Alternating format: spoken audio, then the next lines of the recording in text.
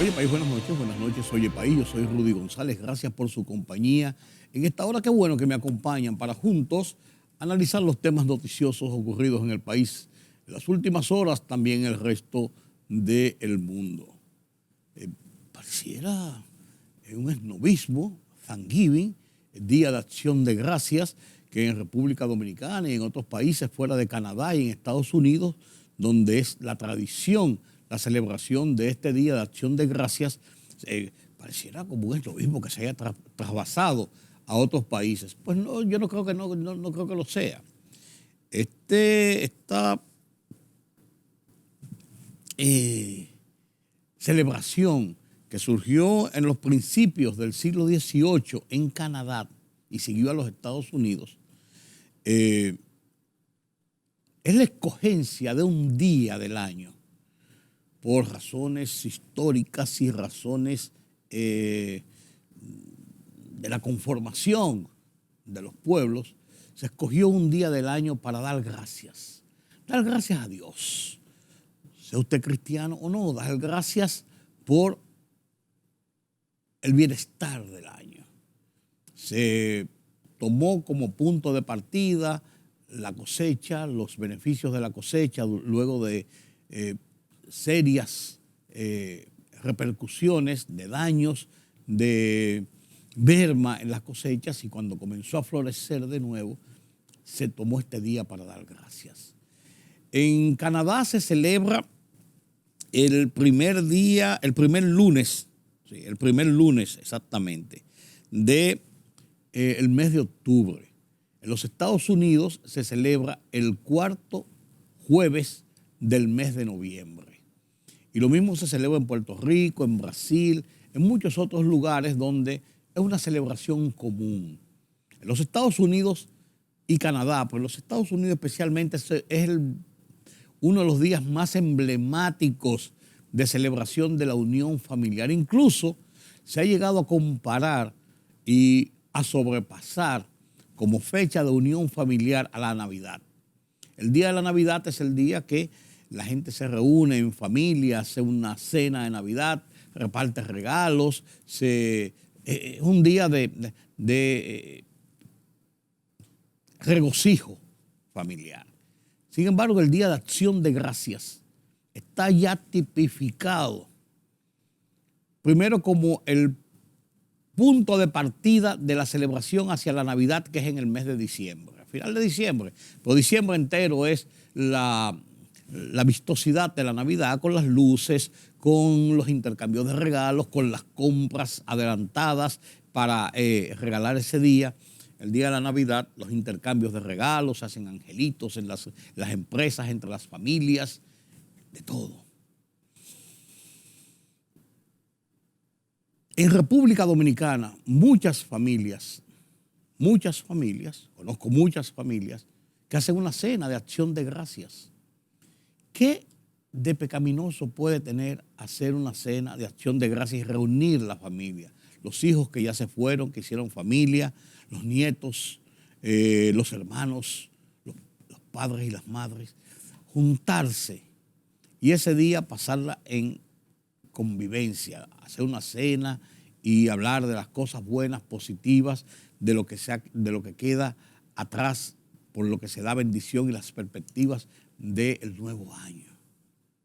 Yo no le veo maldad en eso, pero hay una gente que, no, esos son esnovismos, la gente inventando, la transculturización, hablan de todo.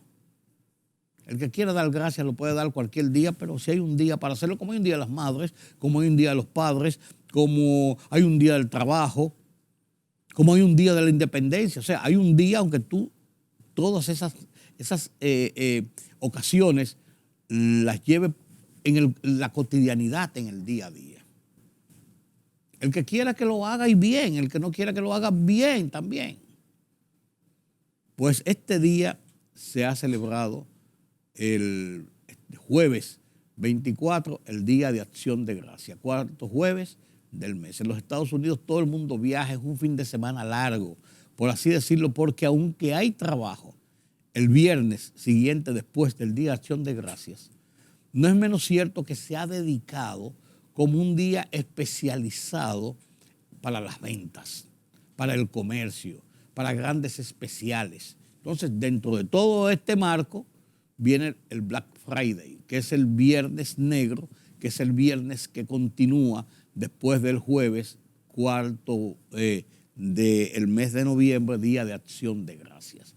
Y en este Black Friday también una cultura comercial de los Estados Unidos, que nació en los Estados Unidos porque se ha extendido por todo el mundo, en República Dominicana también.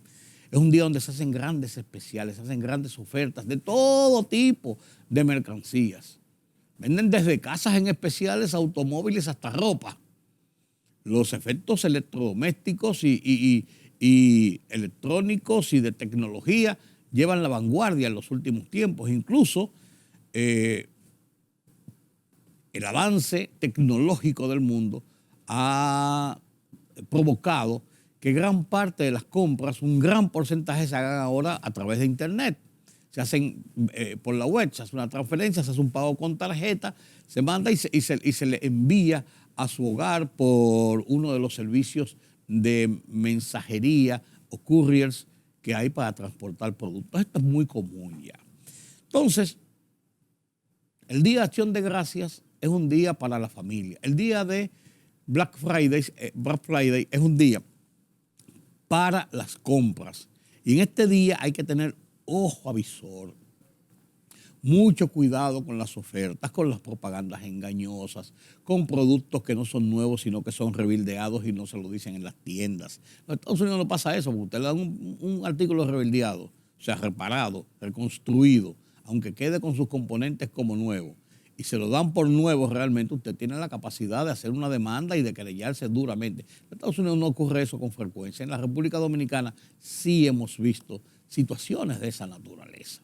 Entonces, dentro del marco de todo esto, las compras del Black Friday, del día del Viernes Negro, que continúan siempre durante el fin de semana, y después viene el Monday, el Cyber Monday, que es el día donde se hacen esos grandes especiales, pero principalmente dedicados a la tecnología, artículos tecnológicos. Entonces, ya eso apertura todo lo que es una gran temporada de compras que sigue diciembre, que es el mes tradicional de compras aquí en República Dominicana y, por así decirlo, en todo el mundo. Atención con lo que compre, mucho cuidado cómo maneja su dinero, porque además de eso los pillos se activan. Hay mucho movimiento y se activan los pillos. Esa es una realidad que tenemos ahí en el frente. Este 25 de noviembre se recuerda nueva vez el asesinato brutal de las hermanas Mirabal hace 62 años. Cuando aquel 25 de noviembre los esbirros de la tiranía trujillista mataron a palos a Patria, Minerva, María Teresa Mirabal y al chofer Rufino de la Cruz. Poco asistente más que el chofer, el hombre que le manejaba a ellas, cuando venían de ver a sus maridos presos en la cárcel de Puerto Plata, presos por razones políticas. Cuando venían en el camino, los esbirros la agarraron, la mataron a palos y fingieron que había sido un accidente y que las tres habían muerto al caer por un barranco. Y esto fue quizás, y sin quizás, la chispa que a final de cuentas desencadenó la trama final para el tiranicidio, para la muerte del tirano y la caída de la dictadura de Rafael Trujillo de 30 años. 7 meses después de este asesinato brutal que conmovió a la sociedad dominicana, el tirano caía muerto en la autopista 30 de mayo, hoy 30 de mayo, cuando iba hacia su casa de San Cristóbal, ya en horas de la noche, con su chofer, Zacarías de la Cruz. A propósito de la muerte de las hermanas Mirabal, un hecho que en la República Dominicana se recuerda siempre para esta fecha, en 1999 la Asamblea General de las Naciones Unidas dictó una resolución disponiendo que el día 25 de noviembre de cada año se dedicara, se nombrara, se tomara como punto de referencia el asesinato de las hermanas Mirabal en lo que se llamó el Día Internacional de No Violencia contra la Mujer, en honor a las hermanas Mirabal, pero como punto de referencia de la violencia contra la mujer. El día 8 de marzo de cada año es el Día Internacional de la Mujer. Contra la mujer y todo esto. Esto es de la no violencia contra la mujer. Patria, Minerva, María Teresa Mirabal, 3 heroínas de la patria, 3 de los emblemas de la lucha antitrujillista que ofrendaron con sus vidas esa lucha y que fueron, vuelvo y digo, la chispa inspiradora que ya encendió la hoguera contra la dictadura que culminó, y ahí comenzó la debacle en apenas unos meses definitivamente, aquel 30 de mayo cuando fue asesinado el dictador Rafael Leonidas Trujillo y Molina. El tema central que nos acobota, bueno, no mencioné lo del COVID, estaba avanzando el COVID, 234 casos en las últimas 24 horas y una positividad de 2.53%, aumentando los casos. Llegó a haber 20 casos en 24 horas. Han aumentado 234 y podíamos estar, lo han advertido Salud Pública y también lo han advertido las dependencias especializadas del sector salud, que tenemos una suerte de nuevos casos y nuevos rebrotes. Se habla de nueve variantes del Omicron que están circulando en República Dominicana. Y esto se liga con la influenza, que comienza a hacer sus efectos, sus estragos, a partir del mes de octubre de cada año, para lo cual hay vacunas.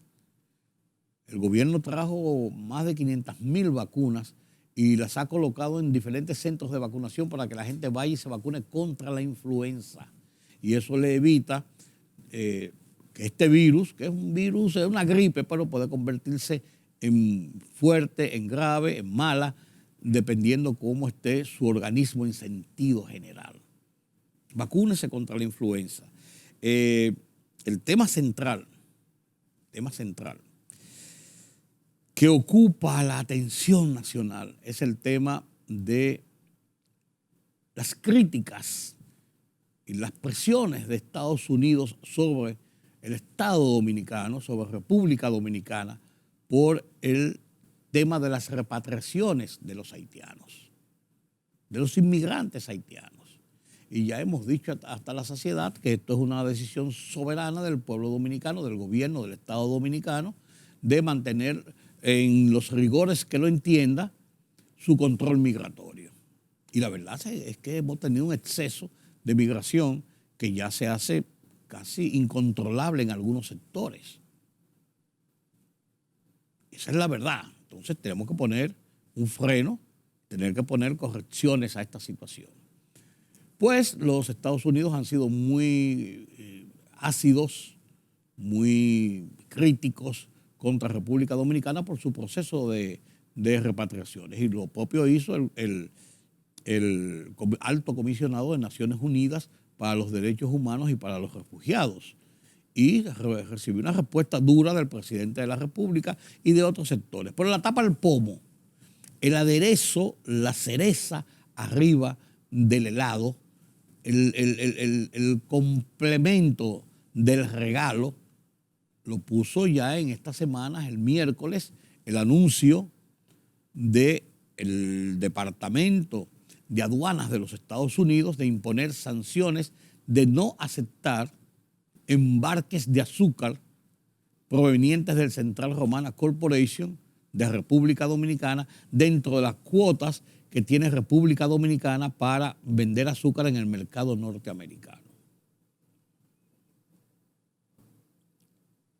El motivo, que un informe del Departamento de Estado, del Departamento de Comercio, establece que en el Central Romana se estarían produciendo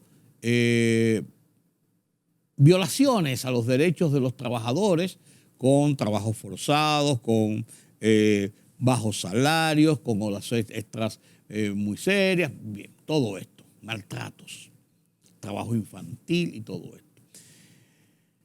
Y esto vino a llenar, si pareciera una cosa aislada de la otra, lo que pasa es que la mayoría de los trabajadores que hay en el sector azucarero de República Dominicana, cual que sea, son haitianos. Ahí comienza el tema. Ahí comienza a tener un acercamiento, una aproximación al tema que ha venido debatiéndose en los últimos días y en las últimas semanas con las críticas al Estado Dominicano por la situación de las deportaciones o las repatriaciones de los indocumentados. Pero después de eso, el señor encargado de negocios de la Embajada de los Estados Unidos, que hace las funciones de jefe de la misión diplomática, porque no hay embajador desde hace 2 años, desde que la señora Robin Mainstein renunció y se fue al asumir el gobierno, los demócratas, el 20 de enero del 2071, del 2021, tenemos 2 años casi sin embajador, entonces el encargado de negocios asume la dirección de la legación diplomática. Él fue a la Cámara Americana de Comercio, como está pautado todos los años, el día antes de la celebración de Acción de Gracias de Thanksgiving, el almuerzo de la Cámara Americana de Comercio, el almuerzo mensual, se le dedica a los Estados Unidos y el orador es el encargado de la embajada. O sea, el embajador, o en este caso el encargado de negocios en funciones de jefe de la legación diplomática. El Central Romana Corporation tiene un largo y desafortunado historial de no dar a sus trabajadores el trato que merecen.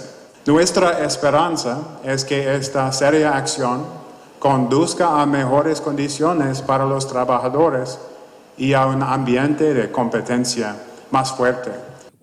El Central Romana, déjeme decirle, Central Romana Corporation es una compañía de origen, de nacionalidad, de capital norteamericano, que funciona bajo las leyes de República Dominicana. Es uno de los principales aportadores de impuestos en República Dominicana, porque el Central Romana no es solamente azúcar, quizás son los que menos tienen. Tienen ganadería, tienen partes inmobiliarias, tienen desarrollo turístico, tienen un amplio desarrollo en materia inmobiliaria, le decía. Tienen un aeropuerto, tienen un puerto de recepción turística, a donde atracan cruceros. Son dueños de mucha tierra en toda la parte, con el desarrollo agrícola de toda la región. Una compañía multisectorial. Tiene muchas aristas de negocios en República Dominicana. Desde que el señor Charles Bluedon y Gulf and Western manejaban ya el Central Romana en su segunda etapa, siempre estuvo dirigida estuvo Álvaro Carta, estuvo Teobaldo Roser, estuvo ya en las últimas partes ahora Martínez Lima, estuvo Papo Menéndez, Carlos Morales Troncoso, que fue vicepresidente por mucho tiempo, muchas personas dominicanos y extranjeros que han estado allí al frente de este negocio de la familia Fanjul, que son unos cubanos radicados en Miami, exiliados, radicados en Miami, con muchos negocios. Entonces, que se le atribuye, y es así porque vienen frecuentemente y tienen negocios y muchas relaciones estrechas con la familia Clinton de los Estados Unidos, expresidente de los Estados Unidos. Hillary Clinton, la esposa, es secretaria de Estado, aspirante a la Casa Blanca, todo esto. Son gente del Partido Demócrata, partido que gobierna ahora los Estados Unidos. ¿Qué pasa ahí? Uno se remonta a la historia. ¿Desde cuándo siempre se ha denunciado que en los bateyes, cuando eran bateyes, donde nada más en los batalles estaban concentrados los haitianos. Pero antes de los haitianos estaban los que le llamaban los cocolos, que venían de las islas, y hasta puertorriqueños que venían a los trabajos de los ingenios azucareros, al corte de la caña. Ustedes recuerdan la obra Over, de Ramón Marrero Ariztí, de los años 50, finales de los 50, hombre que fue asesinado por uno de los esbirros de Trujillo, en un episodio allí,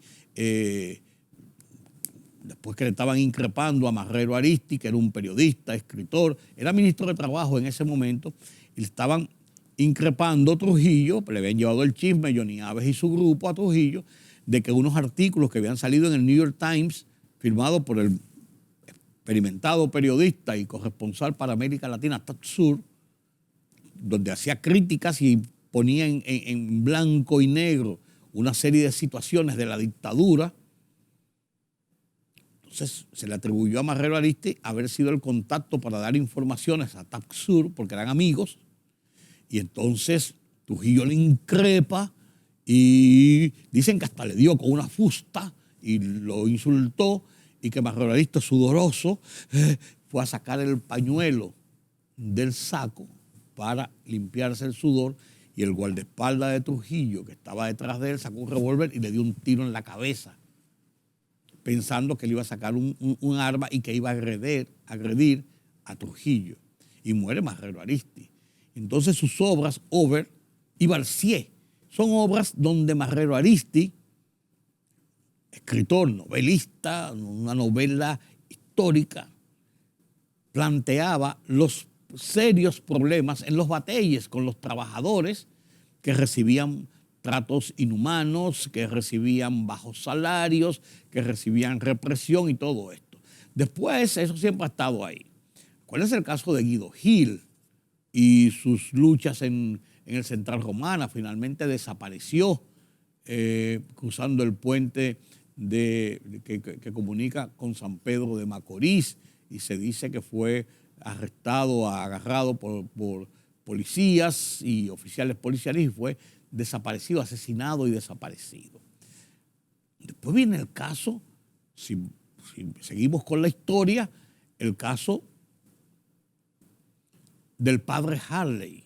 El padre Harley era un cura que, auspiciado por ONGs y con la anuencia del entonces obispo Osoria de San Pedro de Macorís, él estaba encargado de la predicación del cristianismo en los batalles y esas zonas, en San Pedro de Macorís, por donde entró, por así decirlo, todos estos trabajadores del corte de la caña, que era la principal zona cañera de la época. Y entonces el padre Harley hizo unos artículos y una película groserísima contra República Dominicana y contra los ingenios y la vida en los batalles, en los barracones, en los ingenios de la familia Vicini en el este del país. Y lo difundió por el mundo y causó un gran revuelo y una serie de cosas. O sea, que este tipo de denuncias de que no hay buenos tratos, de que si o qué, que si patatín, no son de ahora, primero. Segundo, el Sindicato Unido de Trabajadores del Central Romana, que siempre se ha considerado como un sindicato combativo,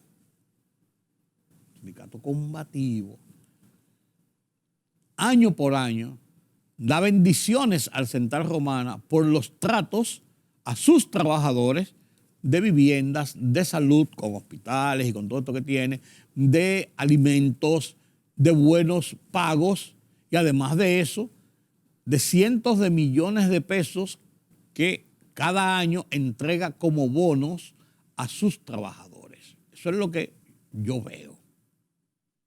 No quiero decir con esto que sea así o que sea así. Yo estoy poniendo los hechos. Entonces, parecía traído por las ramas este informe en este momento precisamente en que el Estado Dominicano, en que República Dominicana está siendo zarandeada por declaraciones de Estados Unidos de Naciones Unidas y de esa comunidad internacional donde el gobierno dominicano, encabezado por el presidente Luis Abinader, ha ido a clamar porque ayuden a solucionar la crisis de Haití antes de que eso se convierta en una gran crisis humanitaria, como la que ha ocurrido en muchas partes del mundo, se recibe esto como respuesta. Esas críticas, esos apretujamientos, porque el gobierno dominicano ejerce su derecho de establecer controles migratorios. Pero ¿quiénes nos están criticando? Los que también sacan a los inmigrantes ilegales de su territorio, como los Estados Unidos, o como quien directamente a los propios haitianos los aporrea con caballos. Esas gráficas son brutales. A mí no me gusta ni verla porque es un salvajismo. Cómo los persiguen con látigos cuando están cruzando el río Grande, y cómo los maltratan niños, mujeres con niños en los brazos, ancianos, inmigrantes económicos también. Entonces, allá no es nada, aquí es malo. Con el grado de aquí, se arrestan, se llevan, se suben a un camión, se depuran, se pueden cometer excesos, quizás de fuerza, se puede deportar o repatriar a alguna persona que tenga su documentación porque no andaba con ella, qué sé yo. Se pueden cometer errores, pero no es la norma en República Dominicana. Aquí en República Dominicana se le ha abierto las puertas, los brazos a los hermanos haitianos en su desgracia. Pero todo tiene un límite. Nosotros no podemos cargar con los 10 millones de habitantes, 7 millones, 8 millones, 9 millones, nadie sabe, porque ahí no hay estadística de nada, que son los haitianos que representan esa clase que huye de la realidad socioeconómico-política de su país. Entonces, en vez de nosotros recibir el apoyo y la ayuda para tratar de solucionar el problema en Haití para evitar la explosión demográfica hacia República Dominicana, el éxodo, que es lo que ha pedido República Dominicana en la voz de su presidente, Luis Abinader, en Naciones Unidas, lo que recibimos son estas respuestas, esto como respuesta.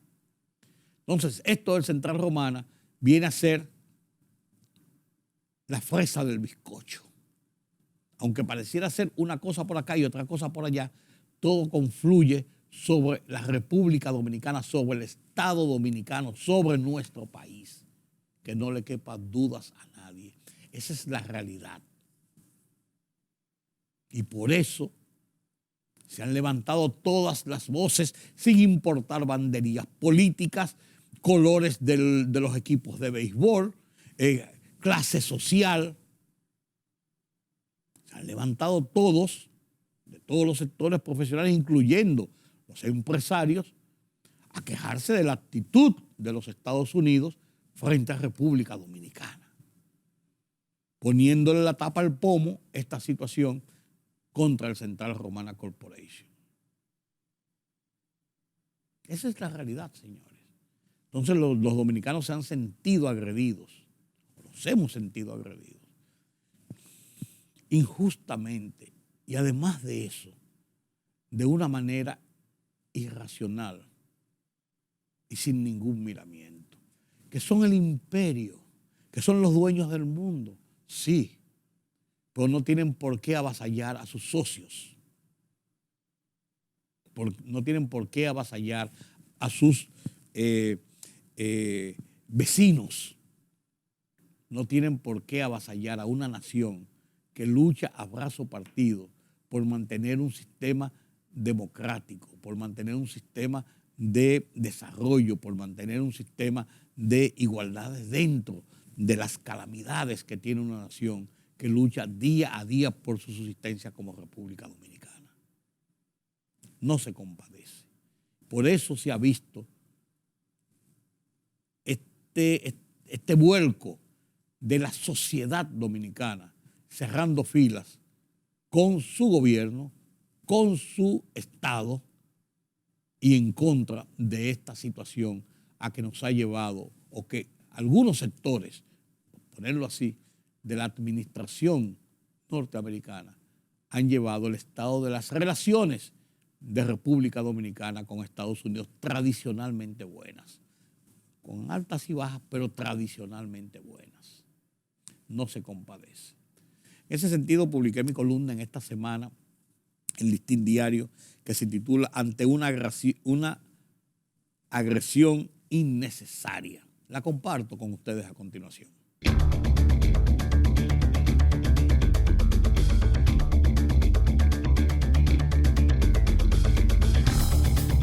Los dominicanos hemos vivido por muchos años los rigores que sufren los inmigrantes. Nueva York, Puerto Rico, Europa, cuentan historias desgarradoras de familias que han luchado por sobrevivir en las más duras condiciones para poder lograr una mejor vida y más promisorio futuro que en el país. Las travesías en yolas a Puerto Rico, los machetes a Nueva York, los furgones, coyotes, amenazas de muerte y todo tipo de vejámenes incluidos para entrar a Estados Unidos por la frontera mexicana. Todas odiseas a un alto costo, en dinero, peligros y hasta la muerte. Entonces, los dominicanos sí sabemos lo que es ser inmigrante e ilegal por demás. Por ello es que hemos acogido salvando intereses de constantes traficantes de personas, armas, drogas, a miles de haitianos que huyen de la grave crisis económica, social y política de su país. Les hemos dado trabajo, vivienda, alimentos, asistencia médica, inserción social al llevarlos a nuestros hogares a trabajar como jardineros, vigilantes, choferes, domésticos y hasta nanas de nuestros hijos. Esa inmigración se ha desbordado en cantidad y calidad. Es una situación inmanejable. El presidente Luis Abinader ha clamado a la comunidad internacional, Naciones Unidas, Estados Unidos, ayuda en la solución de la crisis de Haití para evitar una mayor crisis humanitaria y un éxodo. Hemos recibido callada por respuesta. Más no podemos, como humanos y solidarios. Por ello, la indignación del presidente Abinader y la solidaridad de la sociedad dominicana en pleno ante la desbordada, intolerante, falaz e innecesaria agresión que hemos recibido de los que se dicen ser nuestros referentes, socios y aliados estratégicos.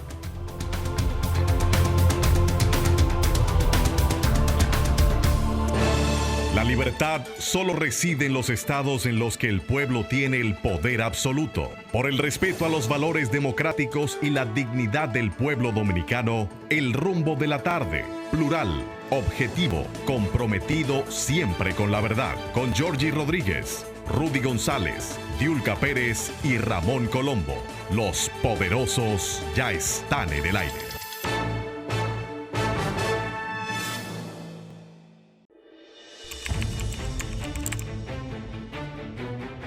Periodismo de investigación, columnas, opinión, análisis, reportajes de fondo. Hora por hora, una completa plataforma multimedia. Periodismo con valor. Noticias horaporhora.com.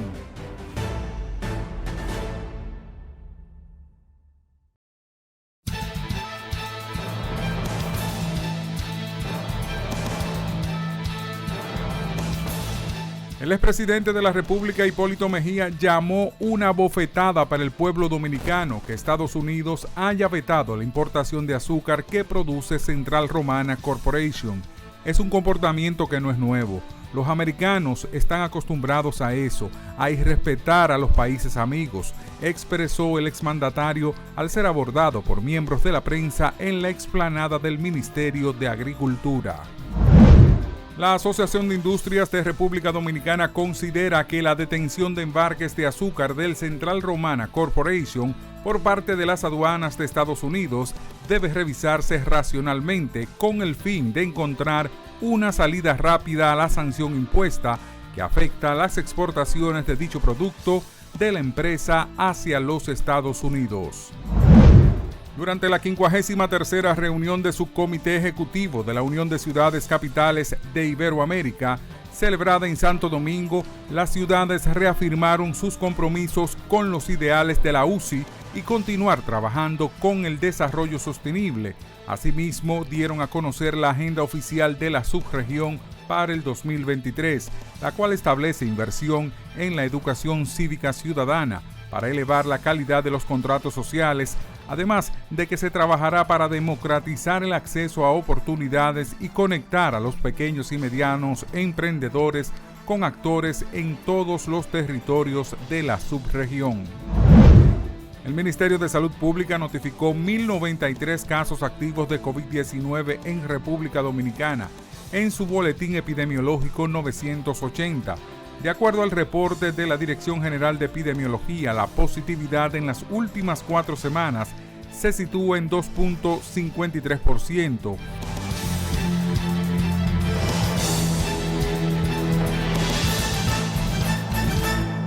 El presidente Bukele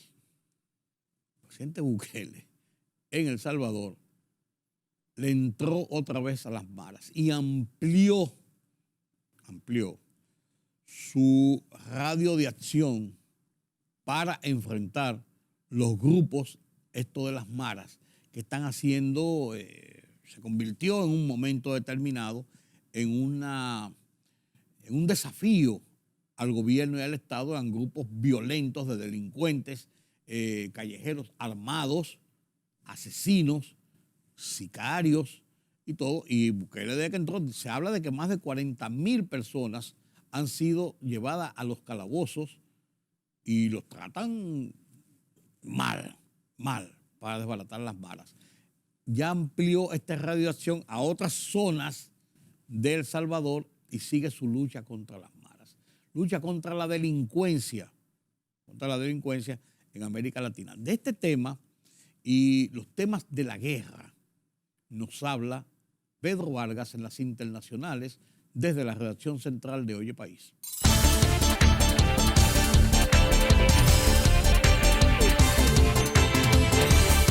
Los confinamientos por la pandemia se expandieron por toda China, incluyendo una ciudad donde los trabajadores de una fábrica chocaron con la policía esta semana, al tiempo que el número de casos de COVID-19 estableció un récord diario. El número de nuevos contagios de COVID aumentó a 31.444, informó la Comisión Nacional de Salud. Se trata de una cifra diaria la más alta desde que se detectó el coronavirus por primera vez en la ciudad de Wuhan, en el centro de China, a finales de 2019. El Tribunal Superior Electoral de Brasil rechazó el pedido formulado por el presidente Jair Bolsonaro y su partido para anular votos del balotaje y dispuso una multa de $4.3 millones por litigios de mala fe, informó el portal G1. El presidente del Tribunal Superior Electoral, Alexandre de Moraes, explicó que una sanción económica de $4.3 millones a la coalición del presidente por litigios de mala fe. El presidente de El Salvador, Nayib Bukele, anunció que se implementarán cercos en grandes ciudades del país centroamericano para extraer a los pandilleros que aún quedan. Continúan con la guerra contra las pandillas. La central nuclear de Zaporilla ha vuelto a quedar desconectada de la red eléctrica exterior y depende de generadores diésel para obtener energía de emergencia y mantener la seguridad de su reactor, informó el Organismo Internacional de Energía Atómica.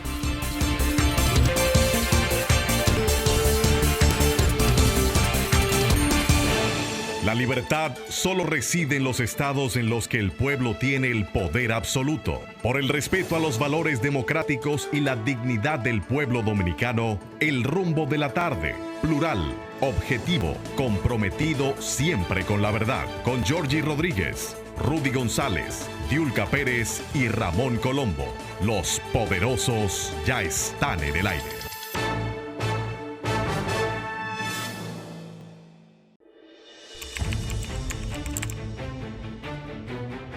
Periodismo de investigación, columnas, opinión, análisis, reportajes de fondo, hora por hora, una completa plataforma multimedia. Periodismo con valor. Noticias horaporhora.com.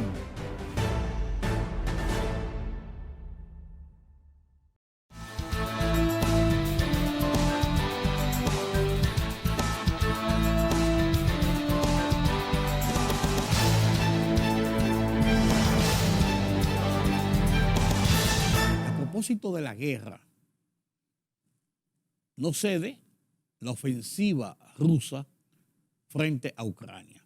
Mientras se esfuerza por un lado y por otro y se buscan alternativas de diálogo, los rusos continúan con su ofensiva. Y el gobierno del presidente Zelensky en Ucrania sigue dando la batalla, sigue repeliendo las fuerzas rusas, pero eso es a sangre y fuego. Veamos qué está pasando en la guerra de Rusia frente a Ucrania.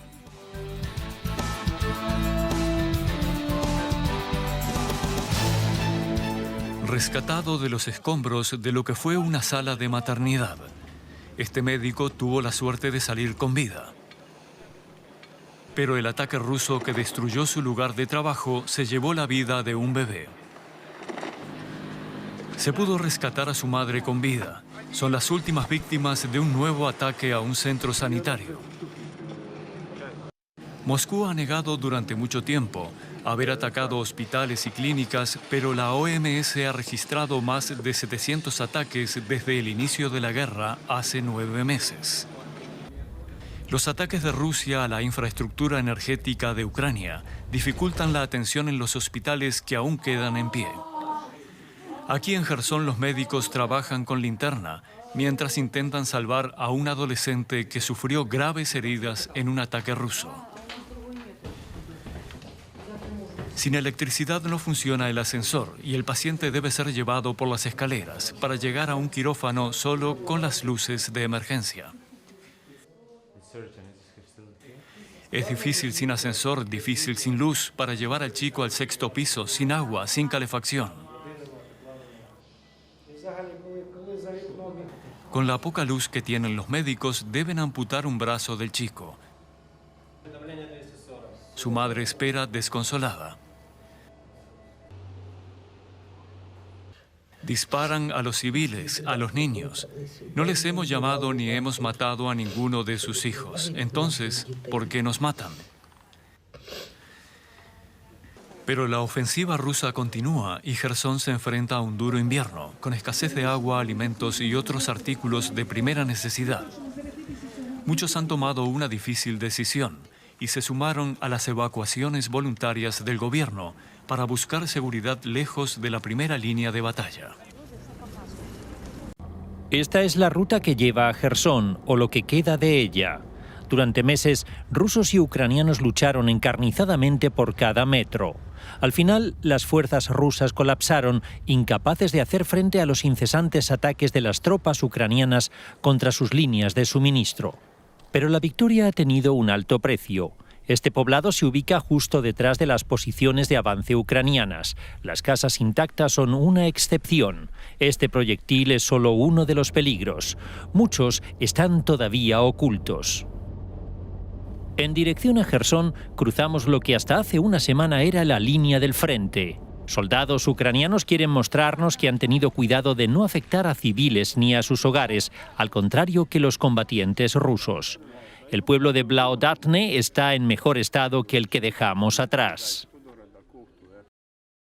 Mientras la propaganda de Rusia difunde imágenes de tropas preparándose para sostener la invasión a Ucrania, el presidente de la nación invadida, Volodymyr Zelensky, acusó al Kremlin de perpetrar otro ataque contra centrales energéticas y a la población ucraniana. Acaba de ocurrir otro ataque terrorista ruso en la mañana. Docenas de misiles, objetos civiles son el objetivo principal. Rusia está atacando fuentes de electricidad y calor para las personas, explotando centrales eléctricas y otras instalaciones energéticas. Esta es la vida cotidiana en Ucrania ahora debido al terrorismo ruso. Zelensky reiteró que es necesario contar con equipos de defensa antiaéreo y antimisiles que hagan frente al asedio de los constantes ataques rusos. Esta tensión se sostiene en zonas como Zaporizhia. Podemos medir la trayectoria experiencia con esta cosa, pero no es muy efectivo en este momento porque tienes que hacerlo muy rápido bajo fuego. En la era de la tecnología hay mucha inteligencia y helicópteros volando que pueden localizar todo esto muy fácilmente. Por su parte, Rusia afirma que los ataques fueron estratégicos. Las fuerzas aeroespaciales rusas destruyeron con ataques con misiles de alta precisión los talleres de fabricación de la planta que producía combustible y motores de cohetes para las Fuerzas Armadas ucranianas. Al mismo tiempo, la ONU anunció la extensión de un acuerdo para garantizar las exportaciones de cereales y fertilizantes de Ucrania que se vieron interrumpidas por la guerra.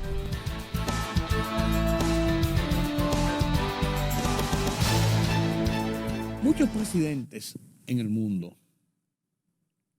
cuando dejan el poder, y aún algunos estando en el poder, son acusados de corrupción. En América Latina nos llevamos las palmas. En República Dominicana pasó un caso de acusación y condena sobre el presidente Salvador Jorge Blanco, 1982-86, y fue condenado a 20 años de prisión junto con su equipo más cercano, que lo componían el secretario administrativo de la presidencia, el ministro de las Fuerzas Armadas, su asesor económico. Fueron llevados a la justicia.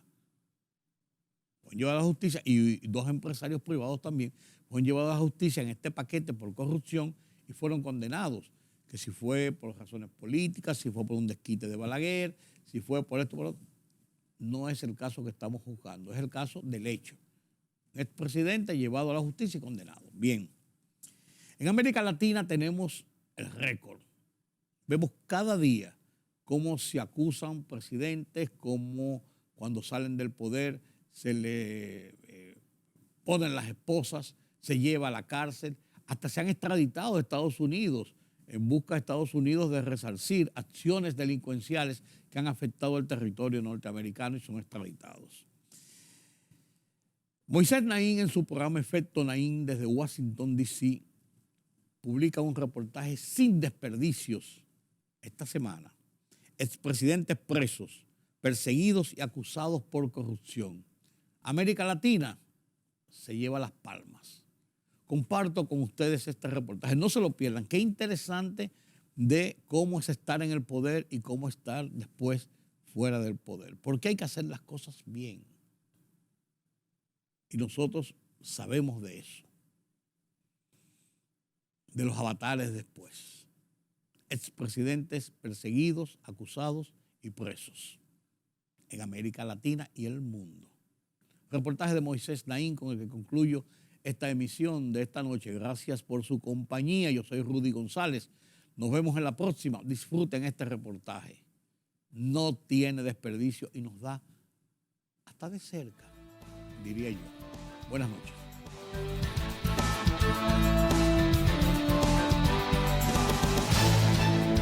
Bienvenidos, soy Moisés Naín desde Washington. Encantado de estar de nuevo con ustedes, como siempre. Mire este mapa. Fue creado por la plataforma de noticias Axios y muestra los países en el mundo donde jefes de Estado han sido investigados criminalmente o condenados después de terminar su mandato. Al menos en 75 países, Axios encontró líderes que dejaron el poder desde el año 2000 y que han tenido que enfrentarse a juicios de todo tipo o que han sido encarcelados. Esto ocurre en países tan diversos como Francia, Israel, Corea del Sur. Pero es América Latina el campeón mundial de esta tendencia.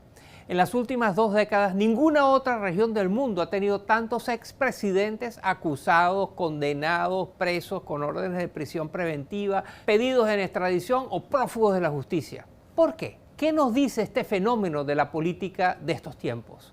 De la corrupción, de la justicia. ¿Y cuáles son las consecuencias para los políticos y para las sociedades? A continuación buscamos responder a estas preguntas y otros urgentes dilemas que plantea este tipo de tendencia. Según Transparencia Internacional, en 2019, 56 millones de latinoamericanos tuvieron que pagar un soborno para poder acceder a servicios públicos como la electricidad o el agua. Eso es más que toda la población de Colombia, el tercer país más poblado de la región. Estos datos confirman una realidad bien conocida. La corrupción es un problema grave y persistente en América Latina, y la mayoría de los ciudadanos, 57% según Transparencia Internacional, piensa que sus gobiernos no están haciendo un buen trabajo cuando se trata de detener este mal. Así, las instituciones y gobernantes han estado enfrentando crecientes presiones para investigar y procesar a los políticos corruptos, desde los diputados hasta los expresidentes. A primera vista, esto parece ser positivo para las democracias, pero para investigadores como Javier Corrales, es un arma de doble filo. En América Latina se ha propagado la idea de que los males de los países, todos se explican con corrupción. Esta es una idea, por un lado, acertada, porque efectivamente la corrupción es un problema grave, pero es desacertada porque hace que las personas se dediquen a pensar que, bueno, pues lo único que tenemos que hacer es atender la corrupción y que la corrupción necesita inmediatamente castigar a aquellas personas corruptas. Según Corrales, más de 20 pasados mandatarios en naciones tan diversas como Argentina, Colombia y Guatemala han sido salpicados por investigaciones de corrupción y en algunos casos enjuiciados o deportados a otros países. Pero estos procesos pueden servir para otros propósitos. Los expresidentes se han convertido en muchos países como las figuras políticas más importantes de la oposición, o si acompañan al gobierno el respaldo principal. Y esto hace que aquellos gobiernos que están sintiendo la resistencia y el reto que está proveniendo de estos expresidentes tengan más incentivos de buscar el modo de contenerlos legalmente. Dado que en gran parte de la región se han eliminado las restricciones a la reelección, muchos expresidentes dejan el poder con la promesa de volver. Así, iniciar procesos judiciales puede ayudar a limitar la participación de estos personajes en la política. Lo que ocurre es que se declara una investigación contra un expresidente, se empieza a investigar y los presidentes en algunos casos son detenidos, y mientras están siendo investigados y están bajo detención, no pueden ejercer funciones políticas. Consideremos el caso de Brasil, donde 3 expresidentes han sido investigados por la ley desde el año 2003. Esto incluye al popular Luis Inácio Lula da Silva, que fue encarcelado en 2018 por aceptar sobornos. Un año después, el juez encargado de condenarlo se convirtió en ministro de Justicia del entonces presidente Jair Bolsonaro, su mayor contrincante político. Así, no importa cuán corrupto haya sido o no Lula da Silva, sus simpatizantes vieron el caso judicial en su contra como una persecución política. Expertos como Corrales aseguran que este tipo de sentimientos solo se agrava cuando las investigaciones terminan sin una condena. De hecho, la Corte Suprema brasileña derogó la pena de Lula en 2021, abriendo paso para que éste fuese elegido nuevamente como presidente en unas muy polarizantes elecciones en 2022. No todos tienen la misma suerte. En 2017, el expresidente peruano Alan García comenzó a ser investigado por sobornos que habría recibido ligados al caso Odebrecht. En medio del proceso se quitó la vida trágicamente. En Perú, 7 de los últimos 10 presidentes han enfrentado procesos judiciales por corrupción. Y antes de cumplir 2 años en el poder, al actual presidente se le había iniciado una investigación. El problema, por supuesto, no es que se investigue a los corruptos, es cuando estos procesos se usan como arma política, pues la credibilidad del sistema judicial queda en duda y la lucha contra la corrupción, que es tan necesaria, se convierte en otra falsa promesa de campaña. En El Salvador, Nayib Bukele llegó a la presidencia tildando a sus contrincantes de corruptos. Así se expresó ante sus seguidores tras salir victorioso. Ustedes lo hicieron, ustedes movilizando, ustedes diciéndole a los mismos de siempre que devuelvan lo robado. Puede que sus predecesores hayan robado en grande, Pero hasta ahora el gobierno de Bukele se ha caracterizado por un fuerte declive en las libertades democráticas. Incluso ha tomado el control de las cortes para saltarse las normas que impiden la reelección e intentar mantenerse en el poder. La solución, según los expertos, empieza por fortalecer las instituciones jurídicas y garantizar su independencia. De lo contrario, la justicia será cada vez más una herramienta para debilitar la democracia latinoamericana.